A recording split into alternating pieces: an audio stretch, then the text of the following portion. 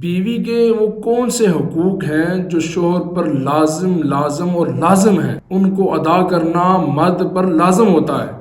ہمارے لوگ ان مسائل سے نابلد ہیں، جن کی وجہ سے گھروں میں ناچاکیاں بنتی ہیں اور بات طلاق و دشمنی تک پہنچ جاتی ہے۔ ہمارے لوگوں نے بس یہ سمجھ رکھا ہے کہ بیوی صرف کھانا پکانے کے لیے، چونکہ دیکھ بھال کے لیے ہے، حالانکہ اسلام نے بے شمار اور بے انتہا حقوق گنائے ہیں۔ کم از کم 20 سے 25 آیات قرآن پاک کے اندر موجود ہیں، سورۃ البقرہ میں، سورۃ النساء میں، سورۃ النور میں اور دیگر صورتوں میں، کہ جہاں مرد پر جو بیوی کے حقوق لازم ہیں ان کا تذکرہ کیا گیا ہے۔ جیسے بیوی کو حق کے محبت و سکون دینا، حق کے نان و نفقہ کے بارے میں بیان کیا گیا ہے، حق مہر کے بارے میں بیان کیا گیا ہے، حق کے وراثت، حق کے مشاورت و رائے، حق کے عدل، حق کے طلاق میں انصاف اور ظلم سے بچاؤ کے بارے میں بے شمار آیتیں اور بے شمار حدیثیں کوٹ کی گئی ہیں، نقل کی گئی ہیں۔ ہمارے لوگ ان چیزوں سے نہ آشنا ہیں نہ بلد ہیں، جس کی وجہ سے گھروں میں بے شمار مسائل پیدا ہوتے ہیں، گھروں میں دشمنیاں، اور ان کے وہ اثرات ان کے بچوں پر پڑ جاتے ہیں۔ 3-4 بچے ہوں گے اور بیوی اور میاں میں آپس میں جب اچھے طریقے سے انڈرسٹینڈنگ نہیں ہوگی تو کیا ہوگا؟ طلاق ہو گئی، بیوی چلی جائے گی خلا لینے کے لیے، جدائی ہو جائے گی، اور بچے نہ باپ کی طرف نہ ماں کی طرف بچے رسوا ہو جائیں گے۔ تو قرآن پاک میں جیسے کہ سورۃ النساء ہے، اس کی آیت مبارکہ میں اللہ تعالیٰ نے، آپ کے سامنے سورۃ النساء کی آیت نمبر 19 پڑھتا ہوں۔ ایک ہی آیت میں آپ کو بے شمار حقوق بیان کیے گئے ہیں کہ عورت کو کیا کیا حق حاصل ہے۔ اللہ تعالیٰ فرماتا ہے، اے ایمان والو، تمہارے لیے حلال نہیں کہ تم زبردستی عورتوں کے وارث بن جاؤ۔ ابن عباس فرماتے ہیں، بخاری شریف کی حدیث پاک ہے کہ ابن عباس فرماتے ہیں کہ پہلے وقتوں میں جب کسی عورت کا شوہر فوت ہو جاتا، مر جاتا، تو اس کے سسرال والے اس عورت پر قبضہ کر لیتے، اور ایک روایت میں آتا ہے کہ جو بھی شخص اس عورت پر کپڑا پھینکتا وہ عورت اس کی ہو جاتی، یعنی میکے کا تصور ختم ہو جاتا۔ عورت کے حامد کے مر جانے کے بعد اس کو میکے جانے نہیں دیتے، اپنے پاس رکھتے، یا نکاح کر لیتے یا اسے غلام بنا لیتے یا بے نکاح چھوڑ دیتے، یعنی اس کا نکاح نہیں کرتے، بس اسی طرح اس کو چھوڑ دیتے، گھر کے کام کاج کرتی رہے۔ تو یہاں تک ظلم ہوتا تھا، تو اللہ تعالیٰ نے فرمایا کہ زبردستی عورتوں کے وارث نہ بنو، یعنی قرآن نے اس جو جاہلیت کی رسم تھی اس کو ختم کر دیا۔ پھر فرمایا انہیں اس غرض سے نہ روک رکھو کہ جو مال تم نے انہیں دیا تھا، یعنی حق مہر، اس میں سے کچھ واپس لے جاؤ۔ یعنی اگر تم نے طلاق دینی ہے تو اس غرض سے نہ روک رکھو کہ ٹھیک ہے تو حق مہر دے، تو مال دے، تو میں تجھے طلاق دے دیتا ہوں، تو چلی جا اپنے گھر میں، تو یہ والا معاملہ نہ کریں، سوائے اس کے کہ وہ کھلی بدکاری کے مرتکب ہوں۔ ہاں اگر طلاق کا مطالبہ اس کی طرف سے ہے، ناچاکی اس کی طرف سے ہے، تو پھر آپ حق مہر رکھنے کے جواز رکھتے ہیں۔ پھر آپ وہ خلا طلاق میں چلی جائے گی، تو خلا میں عورت مرد کو یا تو حق مہر واپس دیتی ہے، تو یا اس کی عورت کی طرف سے پیسہ ادا ہوتا ہے۔ پھر اللہ نے فرمایا وَعَاشِرُوهُنَّ بِالْمَعْرُوفِ، عورتوں سے اچھے طریقے سے پیش آؤ، اپنی بیویوں سے اچھے طریقے سے پیش آؤ۔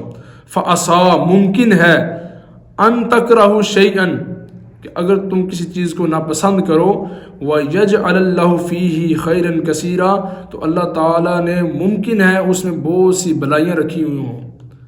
ہمارے لوگ کیا کہتے ہیں، حدیث پاک میں آتا ہے کہ آقا علیہ الصلوۃ والسلام نے فرمایا اگر تمہاری بیوی میں ایک حامی ہے نا، تو اس حامی کی وجہ سے اسے برا بلا نہ کہو، ممکن ہے اس کے اندر ایک خوبی بھی ایسی ہو جو تمہارے لیے اچھی ہو، تمہارے لیے فائدہ مند ہو، تو کوشش کیا کریں کہ عورتوں کے پورے حقوق ادا کریں۔ اللہ تعالیٰ دیکھیں سبحان اللہ، قرآن نے کس طرح وہ اسلوب اور قرآن نے کس طرح وہ قوانین اور ضوابط بیان کیے ہیں جو عورت کو حق دیتے ہیں۔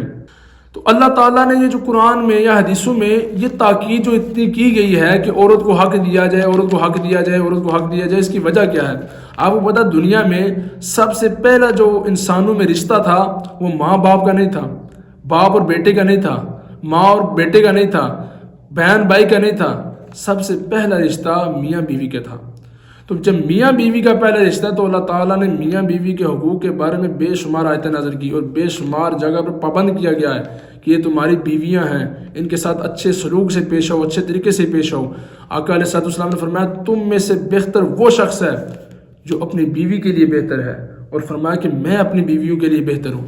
آقا علیہ الصلوۃ والسلام اپنی بیویوں سے اتنی عقیدت اتنی محبت رکھتے تھے کہ مثال دی جا سکتی ہے. ہم سے تو ایک سنبھلی نہیں جاتی, ہم تو ایک کے ساتھ عدل و انصاف نہیں کرتے, ہم تو ایک کے ساتھ اچھے طریقے سے اچھا برتاؤ نہیں کرتے, اچھے طریقے سے رہتے نہیں. آقا علیہ الصلوۃ والسلام کے عقد مبارک میں بیعہ کے وقت 9 بیویاں بھی تھیں. آپ نے تمام کے ساتھ عدل و انصاف کیا.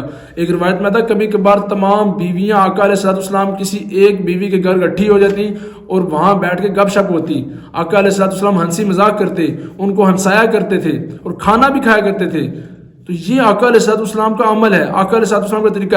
ہمارے لوگ کیا کرتے ہیں, گھر جاتے ہیں, اگر کھانا سامنے آتا ہے اور کسی وجہ سے کوئی مرچی میں کمی یا کوئی نمک زیادہ ہے, نمک کم ہے, تو یار ماں آ وقت تو آقا علیہ الصلوۃ والسلام نے کبھی کھانے میں عیب نہیں نکالا. حضور علیہ الصلوۃ والسلام کو جو پسند آیا آپ نے کھا لیا, اور اگر آپ کو پسند نہیں آیا تو آپ نے اسے پیچھے کر دیا اور آپ خاموش بیٹھ گئے. تو آپ لوگ, ہمارے لوگ کیا کہتے ہیں کہ کھانا پسند نہیں آیا, یار وہ سامنے بیٹھی ہوئی عورت ہے جو انسان ہے, وہ بھی درد رکھتی ہے, وہ بھی تکلیف رکھتی ہے, وہ بھی احساسات رکھتی ہے. اس کو پلیٹ اٹھا کے اس کے منہ پہ مار دیتے. چائے پی رہے ہیں, چائے میں اگر پتی زیادہ ہے, چینی کم ہے, چائے کا کپ اس کے منہ میں پھینک دیا. یار اس کے اوپر تکلیف نہیں, کیا اس کو تکلیف نہیں ہوتی, کیا اس کو درد نہیں ہوتا؟ اگر آپ کے منہ پہ ہوٹل والا آ کے آپ کے منہ پہ پانی کا گلاس پھینکے یا پلیٹ آپ کے سامنے صرف زور سے رکھے تو آپ بڑبڑا اٹھتے ہیں, کہتے ہیں یہ کیا طریقہ ہے؟ تو یار گھر میں جس عورت کو تم نے لایا ہوا ہے وہ تمہاری خاطر اپنے ماں باپ کو, اپنے بہن بھائیوں کو, اپنے پیارے رشتوں کو چھوڑ کر آ گئی ہے. تم اس کے ساتھ اگر اچھا سلوک نہیں کرو گے, ناروا اور ظلم کرتے رہو گے, تو کیا اس کے دل میں یہ خیال پیدا نہیں ہوگا کہ میں اپنے گھر میں اچھی. وجہ کیا بنتی ہے؟ ہمارے لوگ جب یہ حرکتیں کرتے ہیں نا, بیوی کے ساتھ اچھا سلوک نہیں کرتے نا, تو بیویاں پھر آگے پیچھے دیکھنا شروع کر دیتی ہیں. جب دیکھتی ہیں کہ میرا فلاں شخص اپنی بیوی کو بہت زیادہ حقوق دے رہا ہے, فلاں شخص اپنے گھر والوں کے ساتھ اچھے طریقے سے رہتا ہے, تو اس کی بھی ملان اس طرف ہو جاتا ہے. تو پھر لوگ کہتے ہیں جو دیکھیں جی ہماری بیوی ہماری بات نہیں مانتی, ہماری بیوی بے حیائی کی طرف جاتی ہے, فحاشی کی طرف جاتی ہے, تو ہم کیا کریں؟ اور بھائی غلطی تیری ہے, تو اسے محبت کے ساتھ رکھتا, پیار کے ساتھ رکھتا, تو وہ تیرے ساتھ وفادار ہوتی. آقا علیہ الصلوۃ والسلام نے فرمایا مومن مرد وہ ہوتا ہے جو اچھا پہنے اور اپنی بیوی کو بھی اچھا پہنائے, خود اچھا کھائے, اپنی بیوی کو بھی اچھا کھلائے, اور اس کے ساتھ اچھے طریقے سے پیش آئے. آقا علیہ الصلوۃ والسلام اپنی بیوی حضرت عائشہ صدیقہ رضی اللہ تعالیٰ عنہ کے ساتھ ایک مرتبہ آپ نے فرمایا عائشہ آؤ دوڑ لگاتے ہیں. تو سیدہ عائشہ صدیقہ رضی اللہ تعالیٰ عنہ آقا علیہ الصلوۃ والسلام کے ساتھ دوڑ لگائی, تو کبھی حضور جیت جاتے اور کبھی سیدہ عائشہ جیت جاتی. حضور علیہ الصلوۃ والسلام اتنے احسن انداز میں اپنی بیوی کے ساتھ سلوک کیا. اور تم یار ہمارے معاشرے میں ایک سب سے بڑی جو وبال ہے, ایک جو سب سے بڑی وجہ سامنے آ رہی ہے طلاقوں کی, وہ یہ ہے ہمیں کوئی گالی نکالے برداشت کرتے ہیں, کام پر ہوں ہمیں کوئی برا بھلا کہے برداشت کرتے ہیں, گھر جاتے ہیں جو شوہر جا کے بیویوں کو گندی گندی گالیاں نکالتے ہیں, اس کی ماں اور اس کی بہن, اس کی بھائی, اس کے باپ کو گالیاں نکالتے ہیں, برداشت کر جاتی ہے.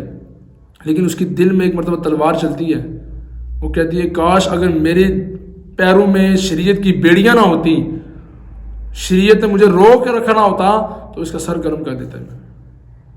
یعنی آپ کیوں ایسا گالی نکالنا فسق ہے, بہت بڑا گناہ ہے.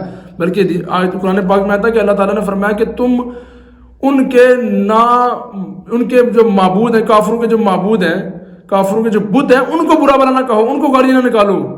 اب جو ہے ہی باطل پر, جو ہے جہنم کا ایندھن, اللہ فرما رہا ان کو برا بھلا نہ کہو. کیوں؟ اگر تم ان کو برا بھلا کہو گے تو وہ تمہارے سچے خدا کو گالی نکالیں گے. اگر تم بیوی کو گالی نکالو گے نا, تو یہ اس خوش فہمی نہ رہو کہ وہ بیوی جو تم گالی نکالے وہ سن رہی ہے. نہیں, وہ جب تم پیٹ پھیر کے چلے جاؤ گے وہ تمہیں بھی گالی نکالے گی, تمہاری لوگوں کے سامنے لوگوں کے عیب کھولے گی. اگر جس دن عیب کھولنا شروع کر دیے نا عورتوں نے, تو میں سمجھتا ہوں کہ معاشرے میں کوئی مرد سر اٹھا کے نہیں چل سکے گا. یہ عورت ہے جو تمہارے عیبوں کو چھپا کے رکھتی ہے. کوئی نامرد ہوتا ہے, کوئی کس طرح کیفیت میں ہوتا ہے, تو اس لیے عورتوں کے ساتھ اچھے طریقے سے پیش ہو, اچھے سلوک کے ساتھ پیش ہو, تاکہ آپ کے گھر بھی اچھے طریقے سے گزر سکیں اور آپ کی اولاد پر تربیت کا اثر پڑے.